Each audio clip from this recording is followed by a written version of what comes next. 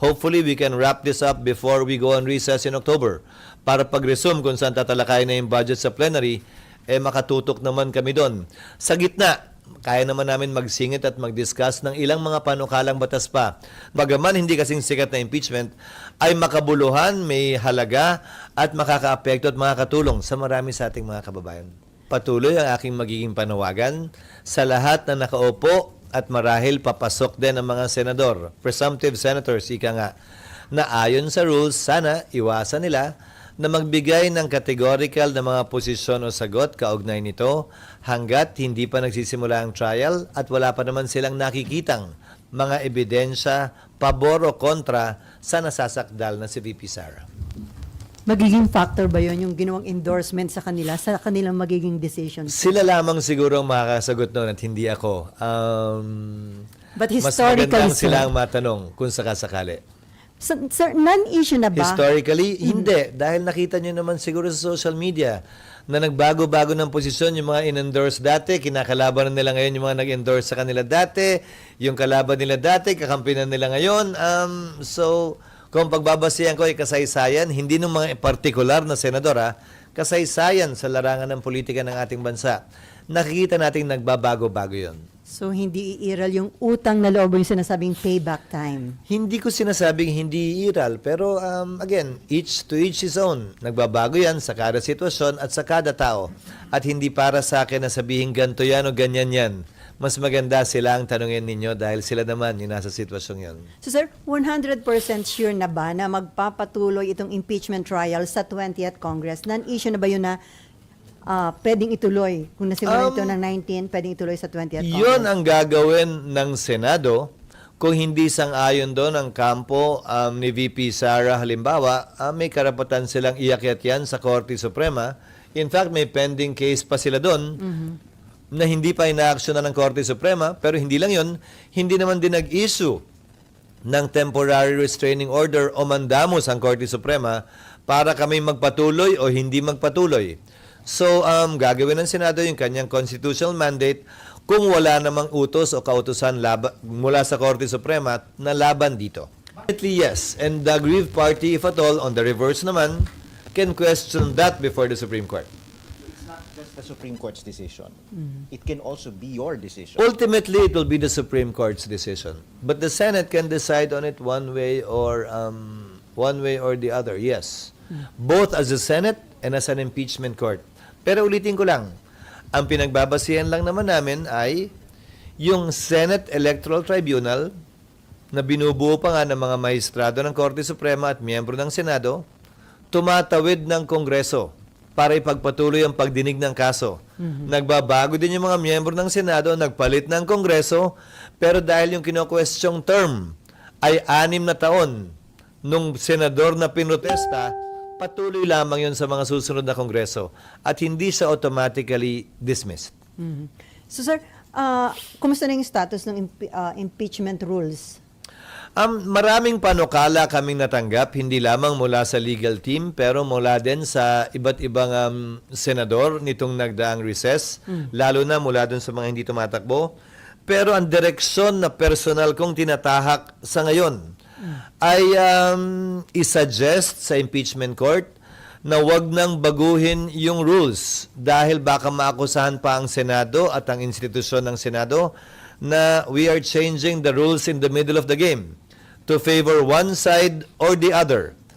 Ipapanukala ko na kung may pagbabago man sa rules, ito yung mag-a-apply to future impeachment cases and not this one. So pwedeng talakayan yung rules, pwede pa rin namin pag-usapan, pero prospectively applicable siya sa mga darating pang impeachment complaints na tatalakayin ng Senado at makakarating dito. At hindi na dito sa kasalukuyang impeachment na aming kinakaharap sa ngayon. So, sir, yung suggestion mo na yon subject for approval pa sa Definitely. Senate? Lahat ng sinasabi ko ay subject to approval ng impeachment court. Kaya sabi ko, panukala ito, suggestion ito. Okay, Mean. SP yung sa TRO ng SC, so ibig sabihin pag maglabas sila ng desisyon, pwedeng hindi matuloy yung impeachment. Di ba sabi niyo, sir, dati sarili yung desisyon yun? Magdedesisyon ng impeachment court kung susundin o hindi. Tulad ng sinabi ko sa inyo dati, di ba? May mga desisyon ng korte na sinunod ng Kongreso at ng impeachment court. May mga desisyon din na hindi. So, depende yan sa impeachment court. Lahat ito'y pagpapasya ng impeachment court, hindi ng Senate President lamang. Sir, and then yung rules na, excuse me, yung Not the rules, Senate, the impeachment court. sir, yung rules na gagamitin kay VP Sara ay yung ginamit kay, Yung kay- existing rules pa rin.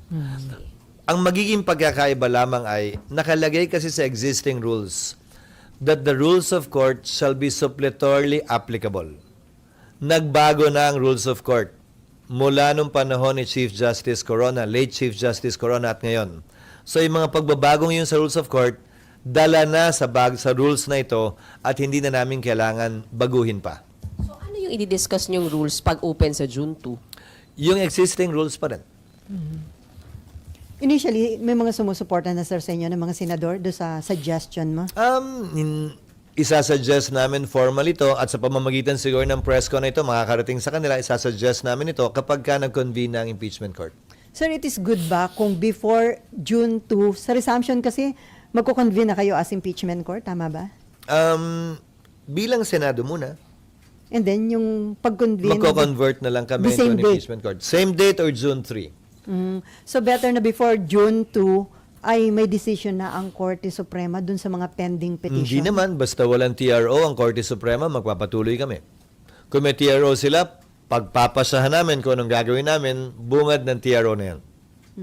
So, sir, on June 2, resumption ng session, and then sabi nyo nga possibly the following day pa yung pag-convene nyo bilang impeachment court, and then the same day din po yung pag-take oath nyo bilang mga senator judges? Sa June 2 marahil, magpapadala kami ng notice sa Kamara itong linggong to, itong darating na linggo, na kailangan nilang ipresenta yung articles of impeachment or at least yung charges man lamang sa plenaryo ng Senado. Yun ang nakalagay sa rules namin na hindi ginawa sa mga nagdaang panahon. Pero nakalagay sa rules yun.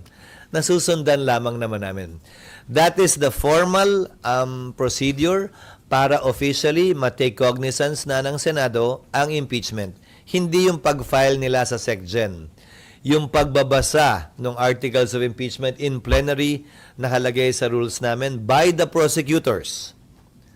And then the Senate can take cognizance of it, and that will now be used as the basis to convene the impeachment court. Like what I was saying before, hindi filing ang magti-trigger ng impeachment court. It is the Senate plenary taking cognizance of it. Kaya kailangan basahin yung impeachment complaint sa plenaryo. Noong nagdaang panahon ang gumawa niyan, majority leader lamang. Pero hindi yan ang nakalagay sa rules namin at hindi yan ang nakalagay sa President sa Amerika na pinagkopyahan natin ang impeachment rules natin. Dapat basahin ng prosecutors yan formally, at least yung pitong charges, and then the Senate will refer it to the appropriate committee, and that will now be the basis for the convening of the impeachment court, either the same day or the following day.